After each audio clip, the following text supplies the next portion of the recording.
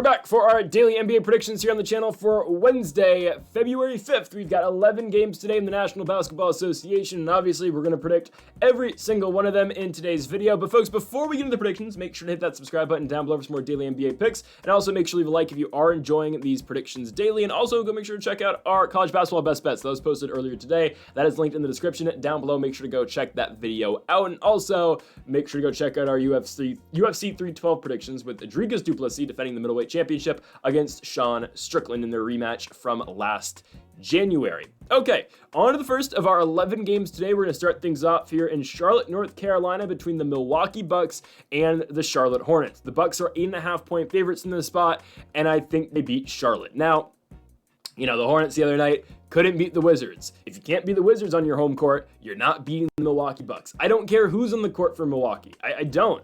They could be without Giannis and Dame, and I'd still take them to win. Now, LaMelo's still out for, the future, probably next week or something.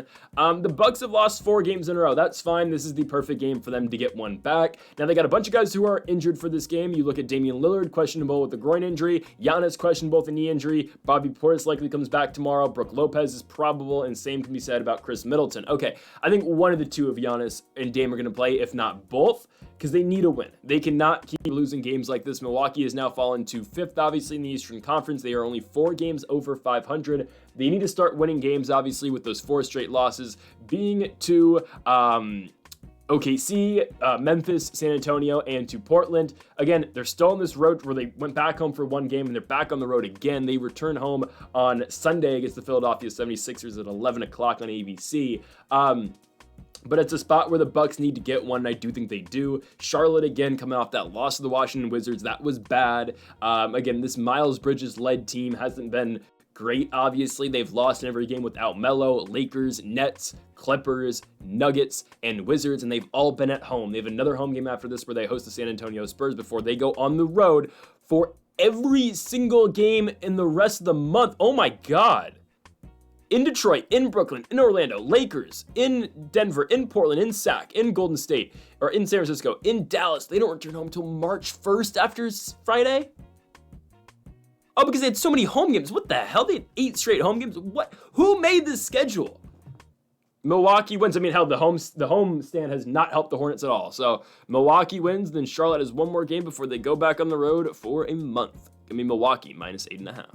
Next up. Let's go to Detroit, Michigan for the Detroit Pistons and the Cleveland Cavaliers. Cavs coming off a loss last night at home against the Celtics.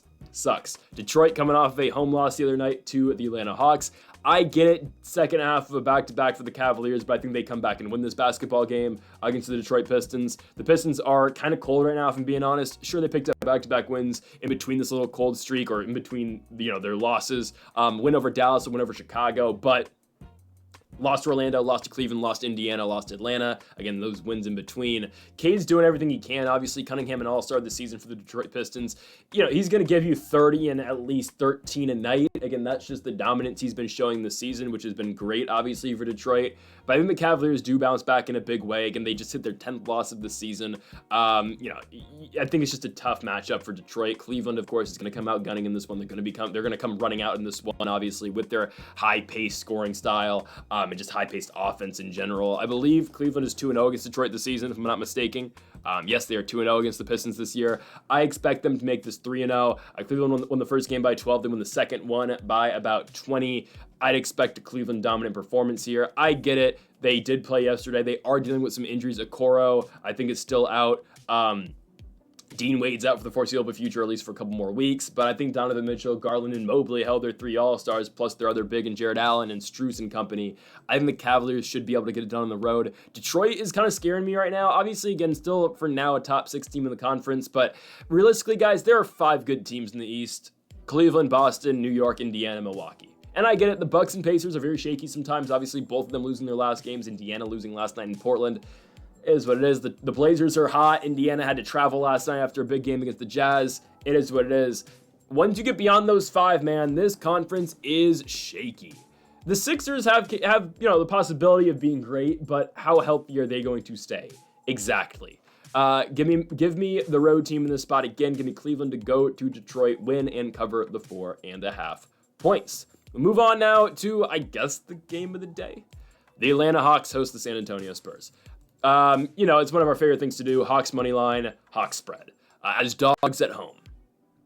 As long as Trae Young plays. Okay, Trae Young is probable with an Achilles injury. Again, we are assuming he plays this game. No Clint Capella, sucks. Bogdanovich out as well. So what is the starting lineup going to look like for Atlanta tonight? Trae Young, Dyson Daniels, Zachary Grissichet, obviously, with Jalen Johnson being out for the season. DeAndre Hunter and Onyeka Okongwu will round out the starting five, which is okay because, again, Onyeka has progressively been put back into that starting lineup with, they're trying to phase out Capella. Why don't the Lakers get Capella? I just thought about that. Weren't the Hawks trying to trade Capella? Anyways, the Hawks, what should happen? I don't know how this is going to work. The Hawks should get Brandon Ingram. The Lakers should get Clint Capella. And the Pelicans can get Trey Jemison and a first-round pick. Boom. I'm serious. Let's make it happen. Who would say no to that? Well, probably the Pels. The Hawks can throw something in, too. The Hawks can throw in... You can take... Garrison Matthews. There. Garrison Matthews. Yeah, that should work. Anyways, the trade deadline's tomorrow, obviously. We'll see what happens. We're going to have some trade talk coming up in a little bit when we talk about the Phoenix Suns, because obviously that's, the height of everything right now. Again, I'm recording this video at 1:30 in the morning. The day, obviously early, you're seeing this at 10, so I'm recording this 8.5 hours before you're watching this. If there's been any trades since, obviously, I don't know. But as of 1:30, Kevin Durant's still a Phoenix Sun. And Jimmy Butler is still technically on the Miami Heat. We will get into that and more when we talk about the Heat in a little bit and the Suns later on in the video. In this game, though, give me Atlanta. As long as Trae Young plays, we're fine. And I get it. Oh, De'Aaron Fox, as you see in the thumbnail. Oh, De'Aaron Fox is making his debut. There's an adjustment period, guys. There's an adjustment period. We'll see what happens. I doubt Chris Paul is going to play. He's questionable with the finger injury with De'Aaron making his debut. I think Chris Paul probably sits this one out. The Spurs are 21-26. This is a team that's 5 games under 500. And sure, again, the Hawks don't have a great record either. They're 4 games under. But the Spurs are going on the road. It's De'Aaron's debut. There's going to be an adjustment period. They've lost 4 of their last 5 games, the only victory being over the Milwaukee Bucks. This team just lost on the road the other night to the Memphis Grizzlies, and now they're on national television for De'Aaron Fox's debut. I think they go to Atlanta, and I think they lose this basketball game. I think the Hawks are the better team. Again, there is going to be... De'Aaron has to get accustomed with this squad, and sure, again, basketball players can seamlessly fit in, obviously. It's not like, football, obviously, where it takes a while for a guy to learn an offense. It's basketball. You pick up the ball, and you shoot. That sounded horrible. That just sounded like I don't know what I'm talking about. Which I think I do. No, I'm kidding. Obviously, again, we'll see. De'Aaron's the one who wanted to come here. He wanted to be with Wembanyama. We'll see. But I think in their first game, I think the Hawks do pick it up. Again, this is a tough game. You're going to have to play a Hawks team that's going to play quick. They're going to put pressure in your face. Again, they don't play the best defense, but the Hawks are going to challenge you. They're going to challenge you because of their scoring and their high output. So I think it's a tough game for the Spurs. They are favorites, but I'm going to side with the underdogs here. The Hawks finally broke their long losing streak. They picked up a victory at home against the Pistons. Now they on the road in Detroit. Now they start getting momentum. We had them at plus money the other night in Detroit. We have them at plus money again today against the Spurs team that I think is just getting too much respect because of the trade they just made. So give me Atlanta at home to win, and if you wanted the spread, they'll cover the 5.5 points as well. Next up, let's move to the toilet bowl of today. The Washington Wizards take on the Brooklyn Nets. I actually like the Nets quite a bit here. I don't know if it's enough for me to actually put my US dollar on this game. I'm going to consider it. I probably shouldn't. But I do like the Nets here, guys. The Wizards, okay, I know I said it in the last game. Oh, the Wizards aren't going to win 2 in a row, and they proceed to go to Charlotte and win. I'm very confident that they're not going to win 3 games in a row. Why? Because the Nets are actually playing well right now. The Nets are actually playing very good basketball. Well, not very good, but they're playing good basketball. Cameron Johnson didn't play late yesterday. Yesterday was the first half of a back-to-back for Brooklyn. Obviously, D'Angelo Russell hit the go-ahead three-pointer to basically win the game for them against the Houston Rockets. The Rockets, by the way, all-time collapse at the end of that basketball game. Brooklyn's down by 4 with 6 seconds to go, and they find a way to win the game by 2 points. Crazy. Anyways, Cam Johnson did not play yesterday. It was Keon Johnson who led them in scoring with 22 points. But I'd assume, again, if Cameron Johnson didn't play yesterday, he'll probably play the second half of that back-to-back. So you parlay that into the fact with, D'Angelo's been playing all right. Keon Johnson had a big game. Zaire Williams has been good. We'll see what other injuries they have. If Clowney comes back today, we'll see if Nick Claxton is traded by this game. Ben Simmons, I don't know. But I don't mind Brooklyn in the spot. They're at home. They've won 3 in a row. I get it, second half of a back-to-back. But Washington, they're still Washington, guys. Are the Wizards really winning 3 straight road games? I just don't think so. I really don't. Alex Sarr, I don't believe, is playing either. Yeah, Sarr is out. So again, Valanciunas has been great actually in the last couple of games, but still, where's your depth beyond Valanciunas? Rashawn Holmes? I'm going to take the Brooklyn Nets in this spot. I think they win at home, -125. I don't know if it's worth putting actual, currency on this, but you can. I don't know. It's just the 8-41 Nets playing the 17-33. Sorry, the 8-41 Wizards taking on the 17-33 Brooklyn Nets. But the Nets are 4 games out the play-in. Wow. That's embarrassing for the league. Just says, wow. Let's go to Philadelphia. Philadelphia 76ers, Miami Heat. Second half of a back-to-back for the 76ers. I'm still taking them. Still taking Philadelphia here. They win yesterday against the Dallas Mavericks. Obviously no AD. Max Christie made his debut. So the Sixers win yesterday, second half of a back-to-back. So you know what this means? Nobody's going to play today, which is fine because Tyrese Maxey's still playing. But Lowry probably comes back. Quentin Grimes might make his debut tonight, which could help. Eric Gordon probably plays tonight because he didn't play yesterday. But the guys who did play today, Joel Embiid, is not playing. Obviously, Embiid will not play the second half of a back-to-back. Embiid obviously had a triple-double last night, 29 points. It was great. That's what Embiid can do when he's on the court. Again, I've never said that Joel Embiid's not an elite player in the league. He's a great player. It's just he has to stay on the court, and obviously that doesn't always happen. We'll see if Paul George is back. I know George has been, kind of been close to coming back for a while. We'll see if PG gives it a go tonight. But I don't mind the Sixers here.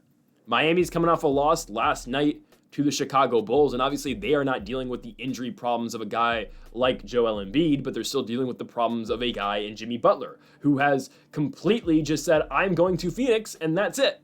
And I saw a report, I don't know if this was right or not, that Jimmy's his agent's already saying if they have to, agree to something where he's going to stay in Miami, then they can. I don't know. I feel like he's burned his bridges, but we'll talk about the Suns and Kevin Durant in a second here. But guys, a 3-way trade of Andrew Wiggins to Miami, and I know some picks are going to be involved, obviously, but Wiggins to Miami, KD to the Warriors, and Jimmy to the Suns. Why would the Suns ever do that? Miami, I get. Jimmy's never going to play for you again. You might as well get something, get a starting caliber guy who's been an all-star game starter before, in Andrew Wiggins. I get why the Warriors want to do that. Again, long-term wise, it doesn't help, but how much longer is your championship window? It's the next 2 years. You have to get something around Curry. So do it, obviously. And I think in that deal, Draymond would probably go to Phoenix as well, as the Suns really want Draymond. So I guess. So that, and then Phoenix, okay, you get Draymond Green and Jimmy Butler. What the hell does that do for you? Sure, it gives you some defense. It gives you some guys who are actually going to, have some passion. But what? Draymond and Nurk are going to be on the same team. I assume that Nurkic would go as well. So Nurkic would probably go to Miami in that deal as well. Okay, but no. Why would the Suns do that? Getting Draymond and Jimmy Butler for Kevin Durant? Guys, Jimmy's old too. Draymond's old. So honestly, the Heat are winning this trade because they get Wiggins. I get Wiggins hasn't been the same guy really since he was an All-Star a couple seasons ago when the Warriors won the chip. But you still get a younger guy for Jimmy Butler who is aging and who's not going to play for you, or you don't want him to play for you. Pat Riley does not want him to play for this team. So anyways, I think that's going to be the trade. I'll get to more of Kevin Durant when we talk about the Suns game against the Oklahoma City Thunder. But in this spot, give me Philadelphia. Guys, Miami just lost last night in Chicago. They're the ones who are going to have to travel to Philadelphia. The Sixers just won yesterday at home against the Mavericks. They are staying put. Miami's got to go to them. And I get it, no Joel Embiid, but who's still on the court? Tyrese Maxey. Maxey's been excellent. Even when Embiid had his presence last night, what did Maxey do? 33 and 13. The guy's a baller. He's an elite shooting guard in this. He's an elite guard in this league. Tyrese Maxey wills the 76ers to victory. I like them at plus money here against the Miami Heat. We move on now to our next game as we go to Toronto, as we got the Memphis Grizzlies taking on the Toronto Raptors. I'm going to take the Raptors spread, but I'm going to take the Grizzlies to win. Toronto continues to cover every spread that they have. They covered it the other night, I believe, against the New York Knicks. Right there, 6.5 dogs, I think, or 5.5. They're 5.5 dogs. Oh, so they didn't cover. It opened at 6.5, but regardless. The Raptors play competitive games, and again, they're much better in Toronto than they are down in America. Again, them and the Blazers have been the sneaky, really good teams recently, but again, I think the Blazers right now are playing much better basketball than the Raptors. I mean, look at that win streak, and just, the homestand for the Blazers recently has been absolutely crazy. 3 straight victories over the Suns, and the Pacers. My goodness. Anyways, the Grizz have won 3 in a row. They have lost one game, I believe, in their last 10, and that's to the New York Knicks. This is an incredible basketball team, with or without Ja Morant. They've got some injuries. Obviously, Ja's playing, but Desmond Bane's out for the time being, I believe. He's got a left foot sprain, which sucks. Marcus Smart might be back. Vince Williams might be back. Brandon Clark. That's fine. The Grizzlies have found ways to deal with injuries, this entire season. They did not let this season go to waste like last year, obviously, with Ja out for the entire season. I get it's different, obviously, and they have more pieces this year, but the Grizzlies have been much improved, obviously, since that horrible season they had last year, where they were just a bottom feeder in the West. For Toronto, again, they've been winning a lot of games recently as well. RJ Barrett's been great.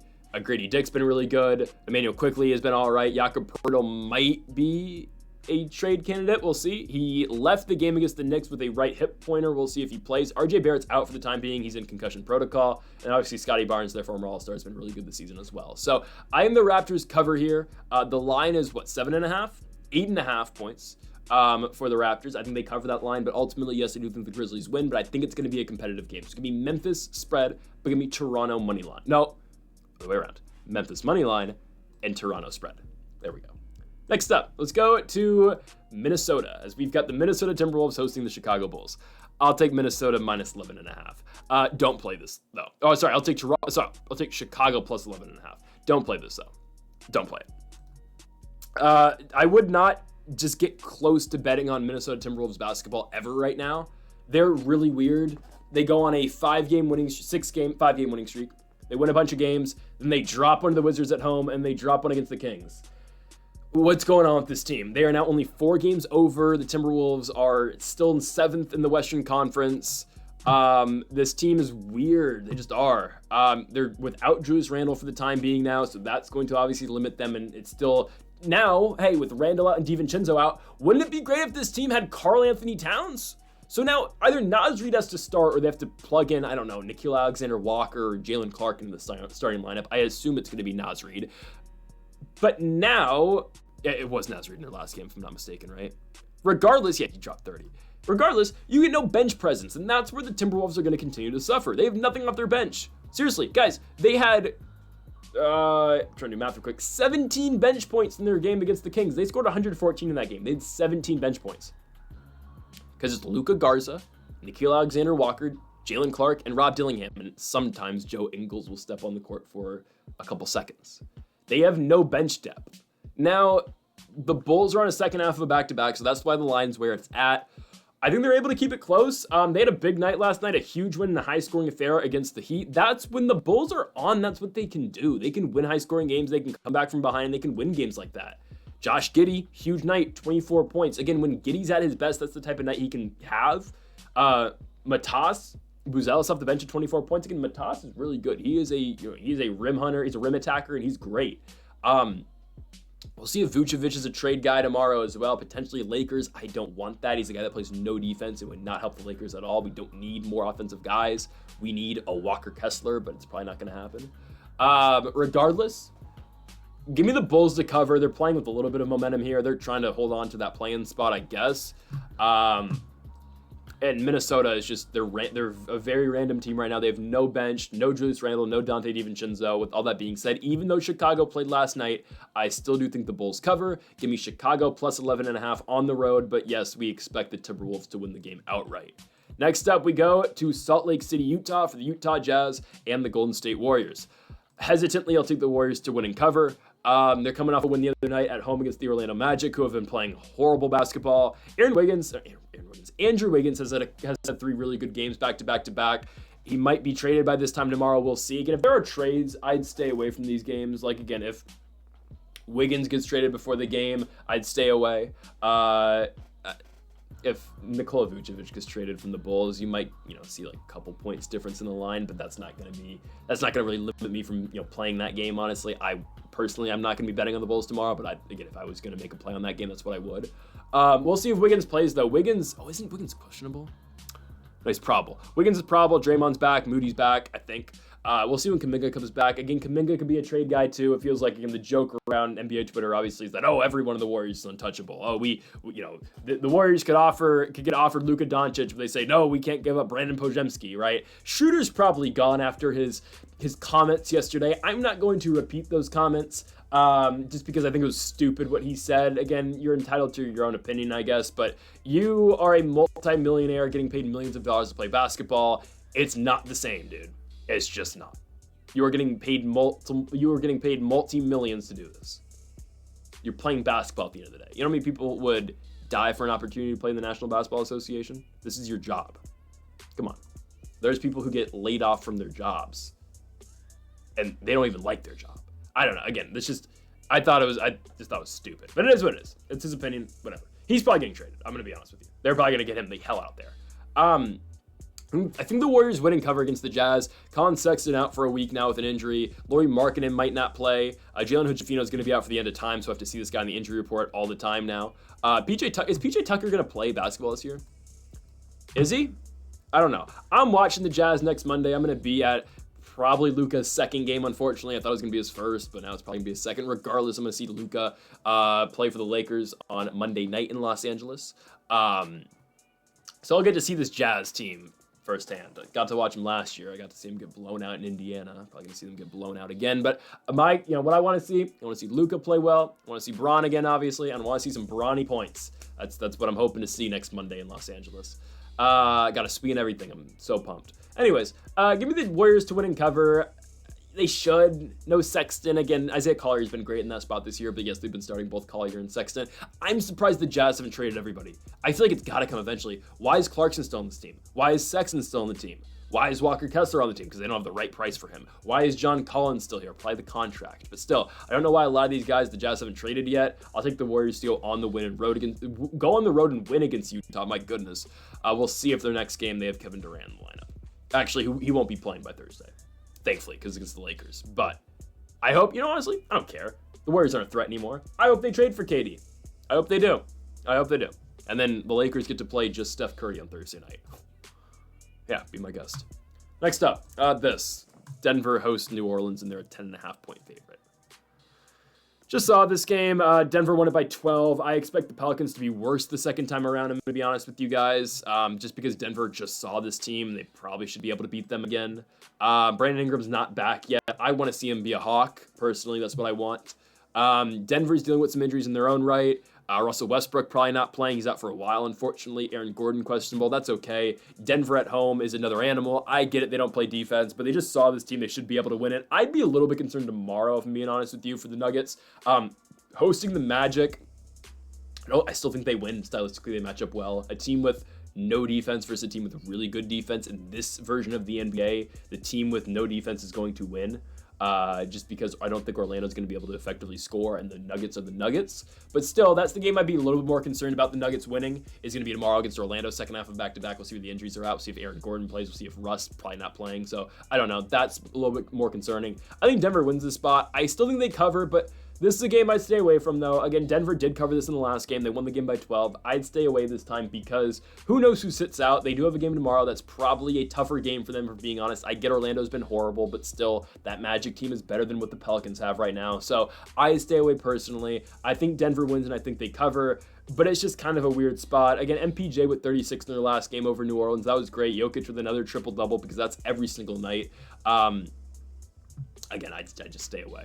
I'd stay away from this one. If you want to pick, though, Denver wins and covers. Next up, we go to a game that's supposed to be kind of exciting. Phoenix versus OKC. Denver's a minus 600 favorite. No, I did get that right. Never mind. I read that wrong. Regardless, yeah, they are 600 favorite. I thought it said 800. Anyways, Phoenix taking on OKC. It's supposed to be a big game. I think, is this nationally televised tomorrow? I wouldn't be surprised if it is.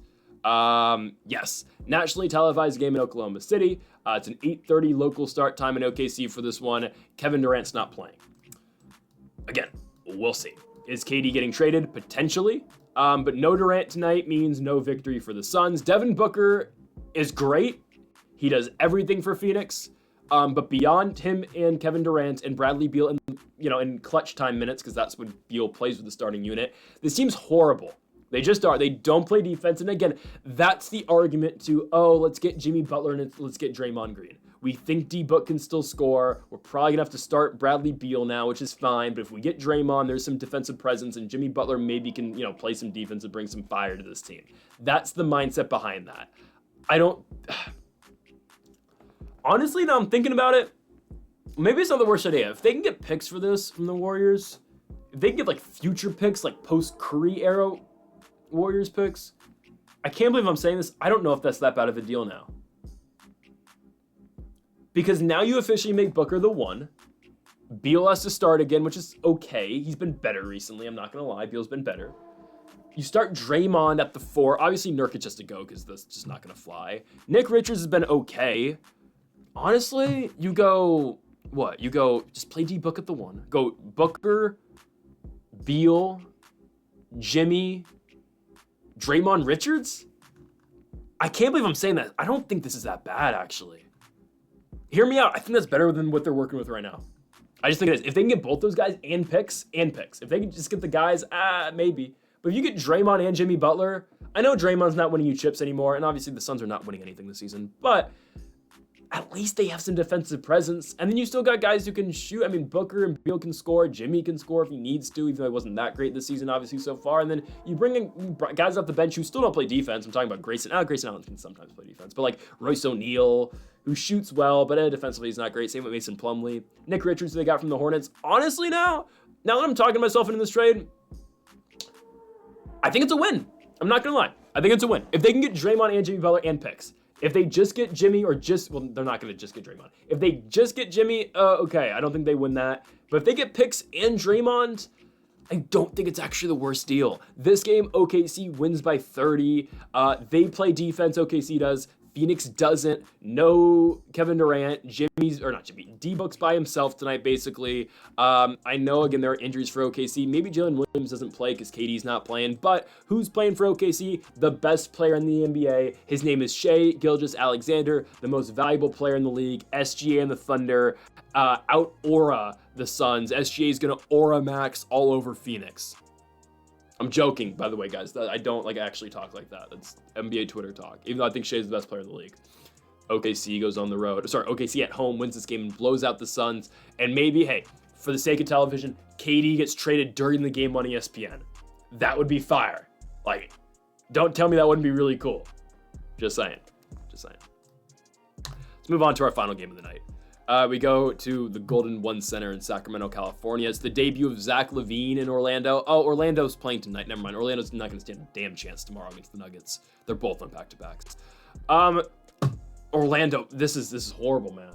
It sucks for the Magic. It really does, because this team, I was all overall, early this season, I was telling you guys how good they're going to be and how good they're going to, they were good this year and how much better they were going to be when they get their guys back. They haven't been good. This has been bad. They have now lost 8 out their last 9 games. You go into Sacramento, you're taking on a Kings team with Zach LaVine now obviously in the lineup since the De'Aaron Fox trade. LaVine will be making his debut, which is great. I'm excited to see him in Sacramento. The new starting lineup for the Kings goes Monk, LaVine, DeRozan, Murray, Sabonis. I don't know if that's it's not a championship team. I don't know if that's a contending playoff team, but it's a team that can beat the Magic. It can. Again, the Magic have really struggled to score. They play good defense, but they struggle. They have all these low-scoring games. They haven't broken 100 since the 27th of January, where they had to play a double overtime game against the Miami Heat. Again, this is a team that commonly struggles to score over 100 points, which is fine when you're playing defensive basketball like they did in the first round of the playoffs last year against Cleveland. Again, that's okay if you can, stop your opponents defensively. These aren't their next 2 games aren't the best games to do that against, though. Sacramento scores at will, one of the highest paced offenses of the year. You remember when they played Houston on TNT, Houston's one of the best defensive teams in the league, and Sacramento dropped the most points on Houston that anybody has all season long. And that's a game that De'Aaron had a bad night. So it's not like, oh, now they're missing Fox. No, LaVine will flow fine into the system. He will. Zach LaVine really, he will excel in Sacramento. He just will. This is a perfect system for him. They are up-tempo team. They play fast. Zach LaVine will be fine here. That's why DeMar DeRozan still doesn't make sense, because DeMar really slows down the pace. Good player, but needs time to set up his plays to score. That's why I still don't get the signing. LaVine, okay, I know, again, this is off-season stuff. But if they could have got De'Aaron, kept De'Aaron, obviously, and just had LaVine here instead of DeMar DeRozan, I think that would have worked way better with the system here in Sacramento. That's all I'm saying. But yeah, the Magic, they're not going to be the Nuggets. That's another team to really stop defensively. They come back home, we'll see. I don't know. I think the Magic are going to find their way probably like the 9th seed in the Eastern Conference this year. I don't know. Nothing's going their way, if I'm being honest. It's been horrible for Orlando recently. They'll pick it up eventually, but right now it's just not their time. I'm going to take Sacramento to win this game. Zach LaVine's debut in Sacramento, in California's the state capital of California. I think the Sacramento Kings win the basketball game at home against the Magic. I think LaVine plays well, and I think the Kings cover the 5.5 points as well. So folks, thank you all for watching our NBA predictions here for February 5th. If you have not yet though, make sure to hit that subscribe button down below for more. Make sure to leave a like if you did enjoy the video. Make sure to comment if you do disagree with any of the picks. Folks, thank you all for watching, and Mamba